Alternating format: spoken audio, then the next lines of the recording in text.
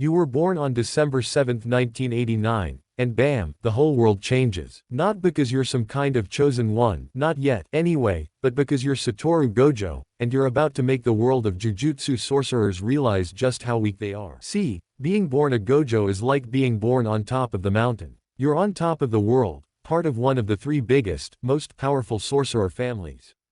That sounds cool, right? Well, it's not all sunshine and rainbow mochis. You're special. Way too special. You're the first in, like, 400 years to pop out with both the limitless technique and the 6 eyes. It's like winning the lottery and getting hit by lightning at the same time, powerful, but also kinda messed up. The world freaks out, everyone's talking about you, sorcerers are scared, and there's a bounty on your tiny baby head. School's a drag. You go to this fancy jujutsu school, Tokyo Jujutsu High, and you're already better than everyone. You ace every test, you can see cursed energy like it's neon signs, and your powers are off the charts. You make friends, Suguru Geto and Shoko Ieri, but even they can't keep up with you. It's lonely at the top, kid. Yet, amidst the isolation, you find solace in your friendships. Suguru and Shoko become your confidants, the ones who understand the weight you carry. Together, you navigate the challenges of Jujutsu High, facing curses and missions that test your limits.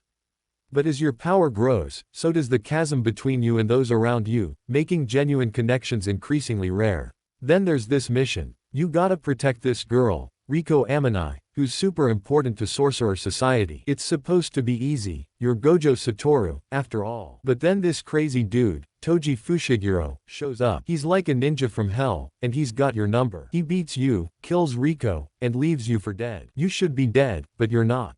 This is where things get even weirder. You come back stronger than ever, and you unlock this new power, reverse curse technique. Now you can heal yourself, you're never tired, and you can basically spam your limitless power all day long. You beat Toji, but it's a hollow victory. Your best friend, Suguru, loses it after seeing Riko die and decides to destroy the world. Yeah, things are complicated. The betrayal cuts deep. Suguru, once your closest ally, now stands against everything you believe in.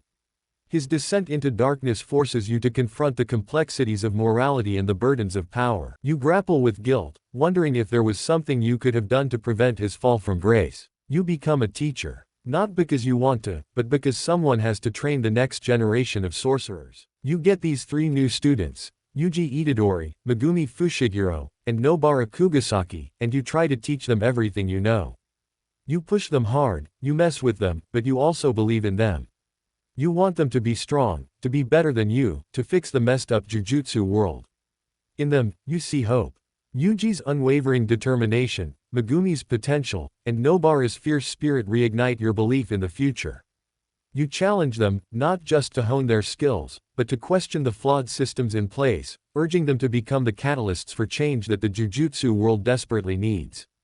You fight a lot. Cursed spirits, evil sorcerers, annoying higher-ups, everyone wants a piece of the strongest. You win, obviously, but it's getting tiring. You're still alone, still burdened by the weight of your power and the responsibility to protect everyone. The weight of expectations bears down on you. Every victory further cements your reputation but also isolates you from others. The higher-ups view you with suspicion, fearing the disruption you represent to their established order. Yet, despite the loneliness, you press on, driven by a duty that transcends personal desire. Then the Shibuya incident happens. It's a trap, orchestrated by the ancient sorcerer Kenjaku, who has been scheming for centuries to reshape the world. You face a horde of special-grade cursed spirits, pushing yourself to your limits. But Kenjaku has a plan.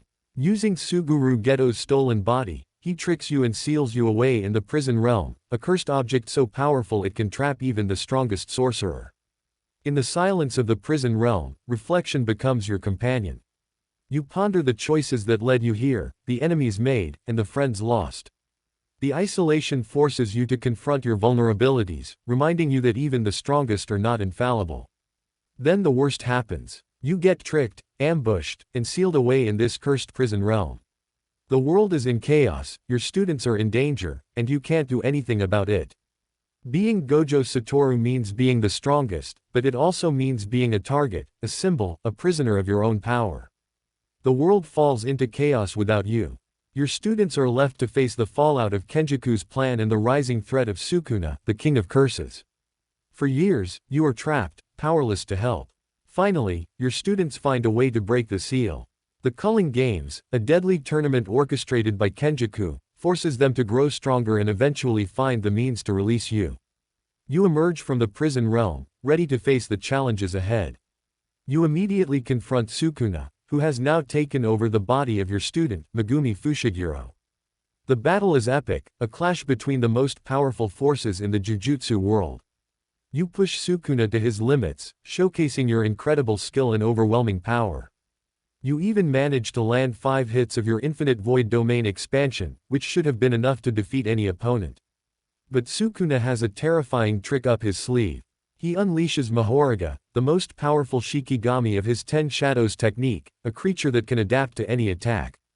Using Megumi's soul as a shield, Sukuna forces Mahoraga to adapt to your Infinite Void, nullifying its effects. The tide turns against you. The strain of the battle and a crucial mistake caused by self-inflicted brain damage during a risky healing maneuver leaves you vulnerable. Sukuna, capitalizing on this weakness and Mahoraga's adaptation, utilizes a new cursed technique that bypasses your infinity and cuts you in half. As darkness envelops you, a sense of fulfillment washes over. Facing an adversary who could match your strength was exhilarating, a rare thrill in your unparalleled life. In your final moments, you express a strange sense of peace. You enjoyed the challenge of facing an equal, and you believe in your student's ability to carry on the fight. But hey, death isn't the end for someone like you.